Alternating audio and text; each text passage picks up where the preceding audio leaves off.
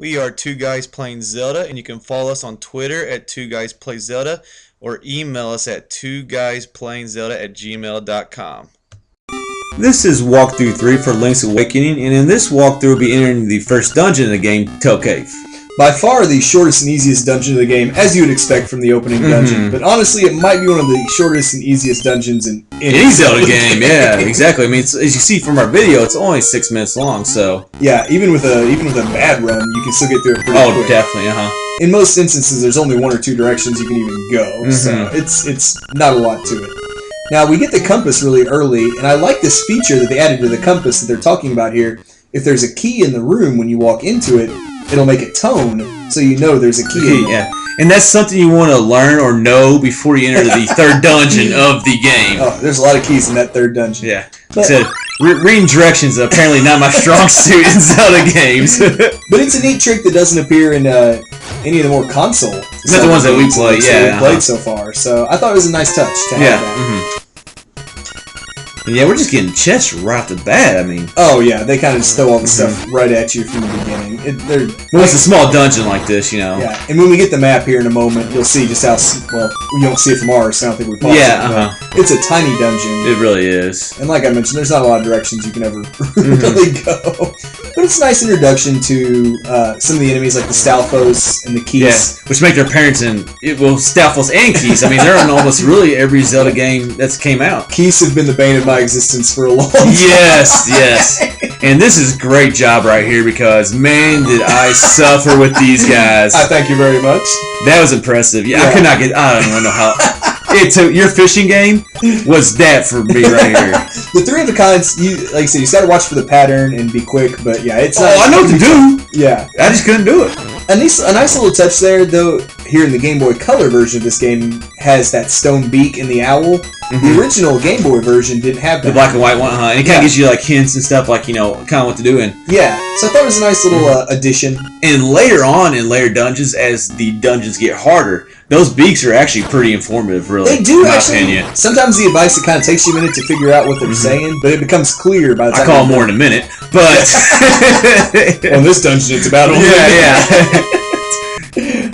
But yeah, the beaks are. I thought they were a nice addition to the game. It's just that wasn't there in the original Game Boy version. Yeah. Whoa! Watch out for the spike. You dodge one later on. That's amazing. Once we get the feather, you can just jump right over them. But you know, one thing I really hate about this game is like you got the acorn, and then you also have the power-up thing. I forgot what it was. Triangle. But I just don't like the music playing. I know. Really. You lose the dungeon music or whatever area music you get. I agree. Plus, every time you pick it up, you have to read that text. Yes. That does get annoying. They're useful but annoying. I will say though, those spiked enemies, it's pretty cool though. You have to use your shield to hit them, and it flips them over, which is exactly what they. Yeah, it's exactly what the owl said. He actually said that I think on the first one. He may have that we went to. So now we mentioned in our last walkthrough some recurring Mario characters that pop up here. You see we have Goombas, which is, of course, the most common of all Mario enemies. They make their way here to Koholint Island. Oh, there's where you barely missed it, right there. Well, sad thing is I stopped thinking I was going to get nailed. And no, then you swung your sword. After you were behind them. Now, I would say the Rock's Feather lets you jump, as you just saw. I love that item. It's probably one of my more favorite items in any Zelda game, really. It's great. Being able to jump pits, things like that. It just adds a whole different element to the game. It does. And we see that a lot. Yeah. But the Rock Feather, I mean, it really did. Yeah. And it's also another item that it doesn't really make a lot of appearance in later console games. No, not console games. We're not sure about the handhelds, but yeah. But I just loved being able to jump over pits, jump over enemies. Plus, you'll see you can still swing your sword in midair. That is a really cool thing. And it does damage, which I think is really cool. Yeah, that is cool. It's like you're doing a downward stab or something. Yeah. And now we've got the third item here in the dungeon. Yeah, the Nightmare Key. I kind of like how this whole thing was like, you know, it was not bosses. It was like nightmares. I love that name for it. Yeah, I agree. Then you had to have nightmare keys, obviously, as we just got. Yeah, and the whole thing is, you know, like you're trying to awake the windfish and stuff. It's very cool. Yeah. Same concept, different ideas, I guess. Just different name for it, different twist, but I like it. Now, this mini-boss is not necessarily difficult, but he can do a lot of damage. Oh, can he? He does, I think, yeah. When you jump right into the spike bar, yeah, that'll hurt. Yeah. It doesn't feel good. Plus, I think if he actually touches you, not the spike bar, but the enemy himself, he does a full heart. But he's not hard to get back to either, so. No.